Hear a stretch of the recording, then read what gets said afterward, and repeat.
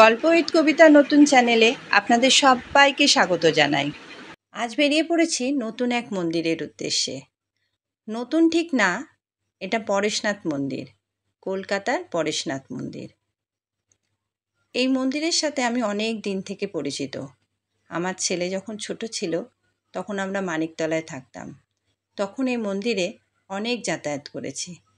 ছেলের পরীক্ষার পরে ছুটি থাকলে, এমনি সময় ছুটি ছাটার দিনে ছেলেকে নিয়ে বেরিয়ে পড়তাম এই মন্দিরের উদ্দেশ্যে। এটি জৈন ধর্মাবলম্বী মানুষদের পীঠস্থান। এই যে দেওয়ালের মধ্যে ওই জৈন ধর্মাবলম্বী মানুষেরই নানান রকমের চিত্র খোদিত আছে। এখানে 4টি মন্দির আছে। 1 নম্বর হচ্ছে দাদাবাড়ি মন্দির, 2 হচ্ছে শীতলনাথজির মন্দির, 3 হচ্ছে চন্দ্রপ্রভুজির মন্দির, আর 4 হচ্ছে মহাবিশ্বামী মন্দির। এই মন্দিরগুলো 1867 খ্রিস্টাব্দে প্রতিষ্ঠিত হয়েছিল। 23তম তীর্থঙ্কর পরেশনাথের নামানুসারে এই নাম হয়েছিল পরেশনাথ মন্দির। শেঠ বর্দিদাস এই মন্দির প্রতিষ্ঠা করেন। এই মন্দিরের প্রধান ফটকের সামনে এসে পৌঁছেছি। এই মন্দিরে প্রবেশ করছি।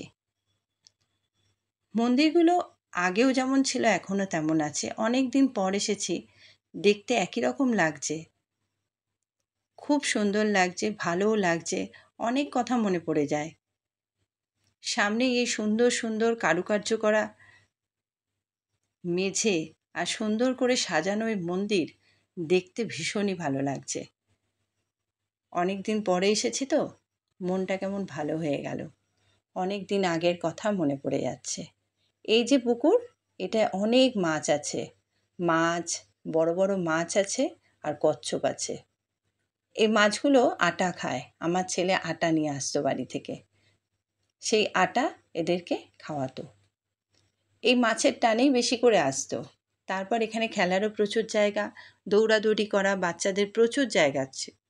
তারপর এত সুন্দর মন্দির, বড়দেরও ভীষণই ভালো লাগে। এই কাঁচ, পাথর, সুন্দর সুন্দর কারুকার্য মেঝে, আর এত সুন্দর সুন্দর ইউরোপিয়ান পুতুল দিয়ে সাজানো রয়েছে না, আপনার তো দৃষ্টি আকর্ষণ করবেই। এই পরেশনাথ মন্দির, কলকাতায় এরকম ভালো মন্দির আর কোথাও আছে বলে আমার তো মনে হয় না। মন্দিরের সামনে থেকে দেখুন, গেটটা এত সুন্দর করে সাজিয়েছে, এত সুন্দর একটা মানে পরেশনাথের মন্দির তৈরি করেছিল যে দেখতেই ভীষণ ভালো লাগে। এটি আরেকটি মন্দির। এই মন্দিরটি ভেতরে দেখুন, আরও সুন্দর। আস্তে আস্তে ভেতরে প্রবেশ করছি। এত সুন্দর মন্দির কলকাতার বুকে মানুষ ভাবতেই পারে না। যারা আসেনি তারা ভীষণই মিস করেছে। যদি পারেন কাছাকাছি থাকলে চলে আসবেন এই মন্দিরে। মন্দির খোলার সময় হচ্ছে সকাল 10টা থেকে দুপুর 12টা অবধি, আর বিকেল 3টে থেকে সন্ধ্যে 7টা অবধি খোলা থাকে এই মন্দির।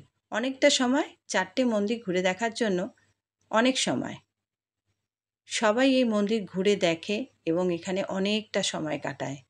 এত বাগান, সুন্দর সুন্দর কারুকার্যে মেঝে, সুন্দর সুন্দর ডিজাইন করা পুতুল আপনার দৃষ্টি আকর্ষণ করবেই।